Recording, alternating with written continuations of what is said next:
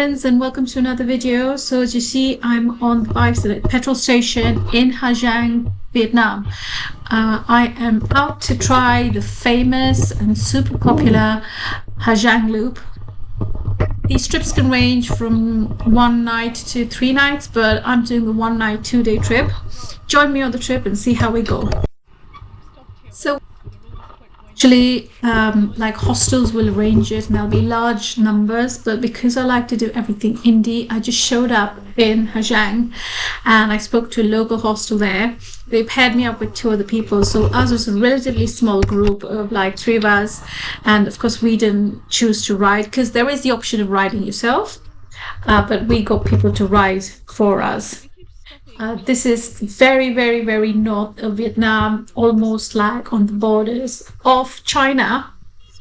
And I heard so much about it, about how wonderful the area is, how dangerous it was, but it was all worth the effort. So I'm about to find out if it really was all that it was made out to be.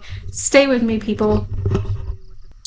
So when we got started on the trip, and this was sort of our first break, I wasn't that impressed. So I thought, well, maybe as we got further and further along, it will start getting better. But yeah, to start off, there was really nothing very impressive.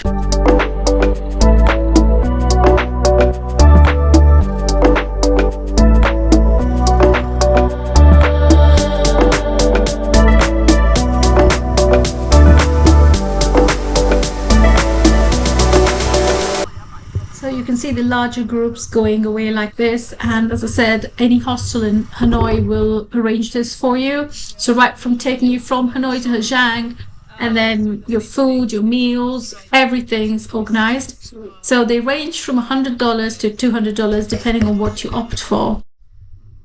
The first day, we started about 9 and we kept riding and riding and riding with the breaks for about 8 hours and reached our final destination about 5 o'clock that evening.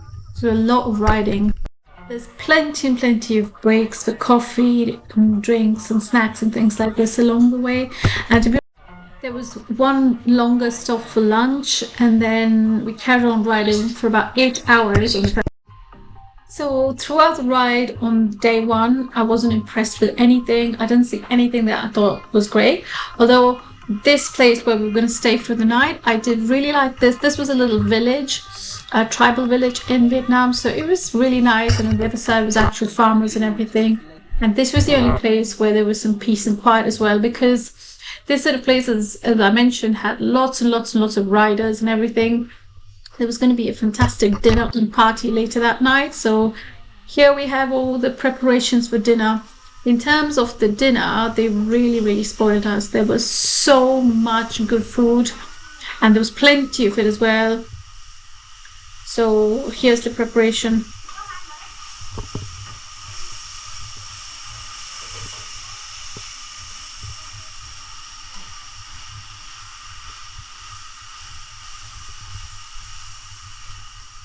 Pretty much everyone on this was in their 20s and sort of like just had a college type. There wasn't a lot of like older people.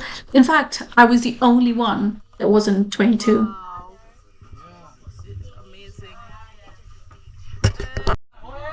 And here we are, guys, getting ready for the toast and the party to begin.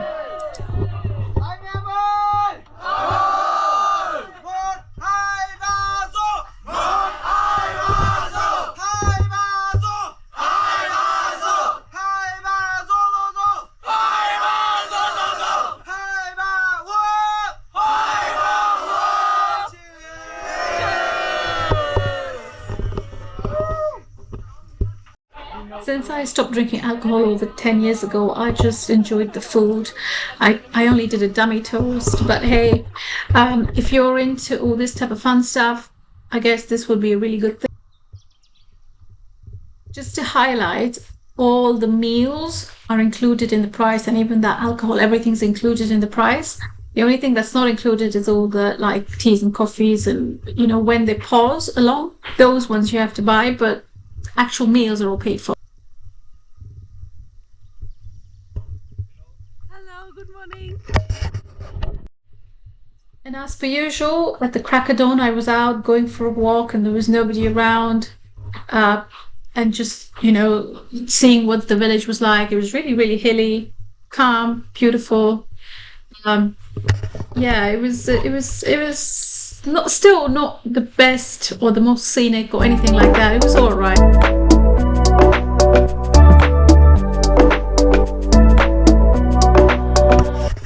It was definitely very real, very authentic. So, except for us that we were put in some sort of tent, but this is the actual village, and here you would get that real sort of northern Vietnam feel.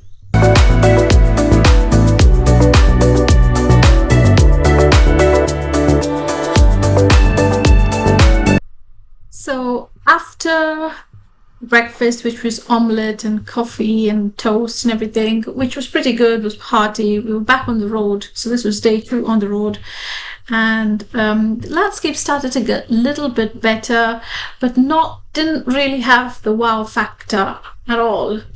Did I want to spend $100? Not really. Was it worth all the extra effort? Again, not really, because getting Ha Giang, actually, that itself is like a 12-hour journey.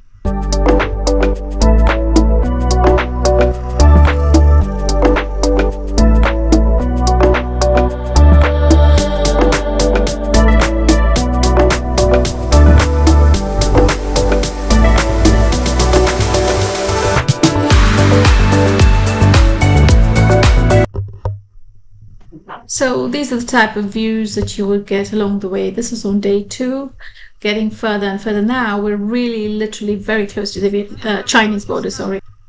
I've come up here.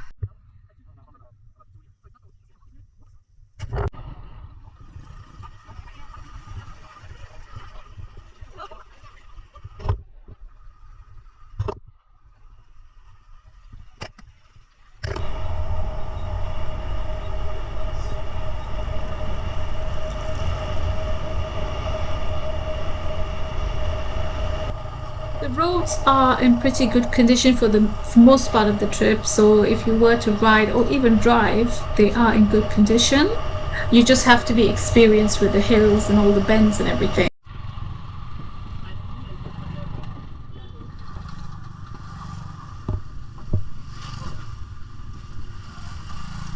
So one really interesting thing is that from high up in the mountains, we came right down into the valleys, and we're on our way to some kind of boat ride right in the valleys.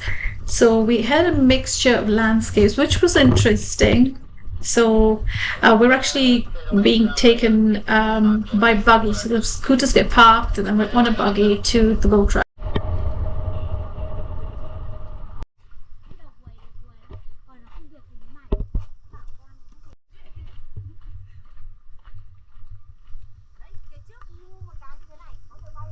So again, this boat ride was included as part of the trip as well. Of course, people do come privately, so you buy a ticket and go off and do it. So let's have a look at the actual boat ride and sceneries now.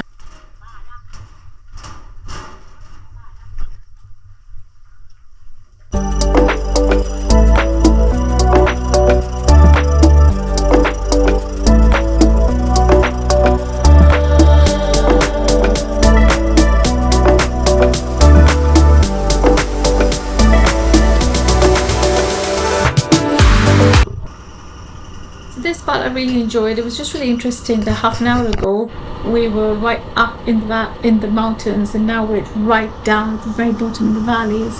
And the colours of were really, really nice. I don't know if the video's doing any justice to it, and these are not edited. I haven't added any enhanced colours or anything.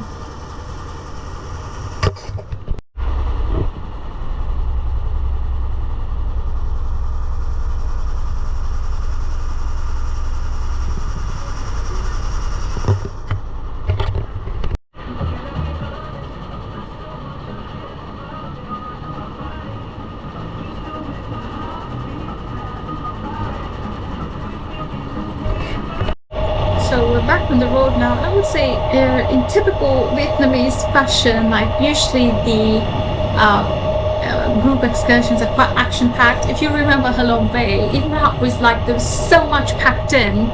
This was the same year. There was lunch, there was dinner, there was a party, then there was more riding, there was a boat ride. So yeah. And this is the market stop. So here we are at the local market along the way.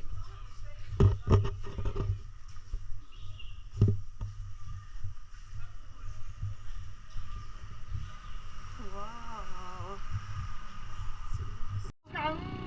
You're not speaking Vietnamese? Yes, it's Hmong ethnic. Ah, okay, okay. She's speaking her own language. Yeah. Okay.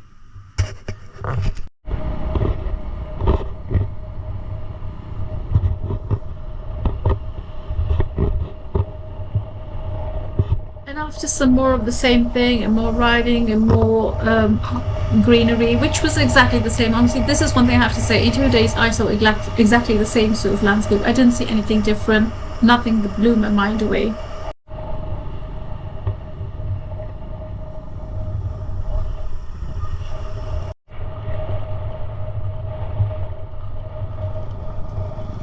So some part of the road was not good, but you don't have to take the bad road. Apparently, this is the shortcut and more scenic. But I didn't think it was more scenic, but I was told it was the shortcut.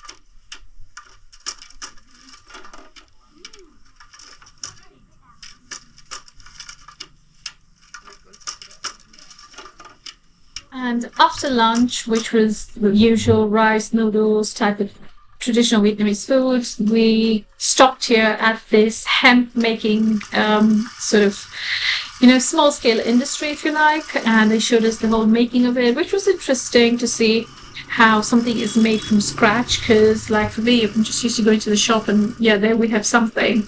But this is what it would have been like if it was done by hand.